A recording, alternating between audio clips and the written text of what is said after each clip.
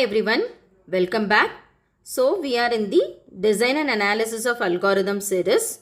So today we are going to see the mathematical analysis of recursive algorithm.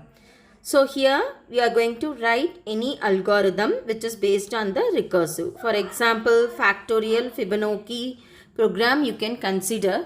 So for that program, what we are going to do now, we may write those program as a recursive algorithm. So after writing the recursive algorithm, how to solve that particular algorithm and how to find the time complexity for the particular algorithm. For example, you are taking a Fibonacci series. So that Fibonacci series program can be written in a recursive algorithm. So after writing the recursive algorithm, how to solve that particular or how to find the time complexity for the particular recursive algorithm. So why we are writing the algorithm in a recursive?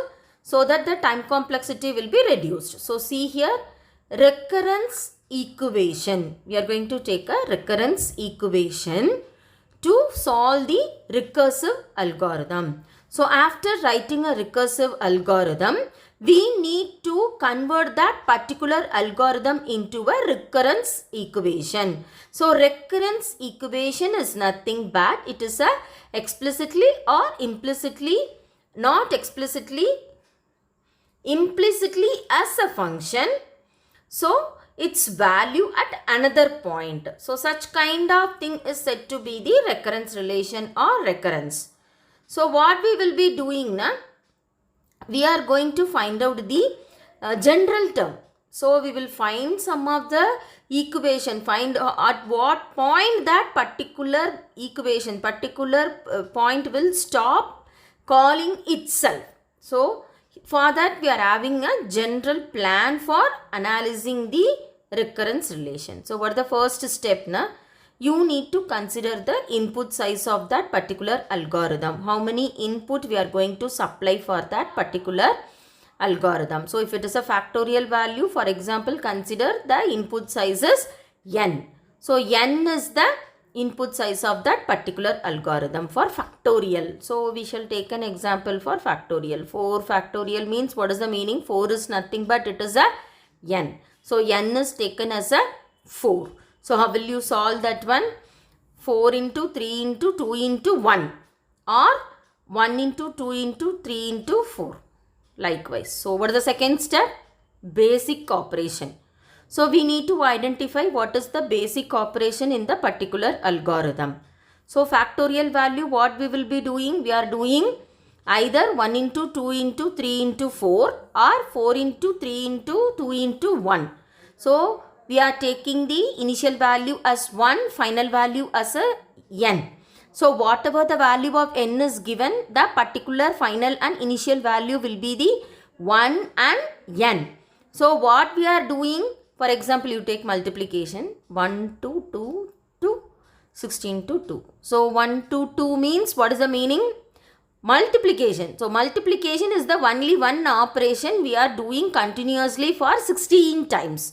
So 16 times we are doing the multiplication. So multiplication is the basic operation in this particular algorithm. Similarly, when we consider the factorial value, multiplication is the basic operation, and how many times the basic operation we are doing, that is the third step we need to find it out. For example, in the above multiplication table, 16 times we are doing the multiplication with the particular table, 2 table. 2 table means we are multiplying the 2 with 1 to 16 times. Similarly, for factorial means n time the particular basic operations will be done. So that we can calculate the worst case, average case and best case is nothing but the asymptotic notation. So who are all the asymptotic notation? Big O, omega and theta. So these three are the basic asymptotic notation which help us to find the upper bound, lower bound. Okay. So here what is the thing we are doing now in the basic operations? So we need to construct the recurrence relation. So what kind of time complexity we are achieving? that should be constructed with the help of the recurrence relation. So how the recurrence relation can be built in a how many times the basic operation is executed and we need to solve the basic operations. So what we are doing, how we can construct the recurrence relation? This recurrence relation can be done with the help of base value. So base value means is nothing but a function calling itself again and again, and it stops when it reaches the base value. Okay. So thank you.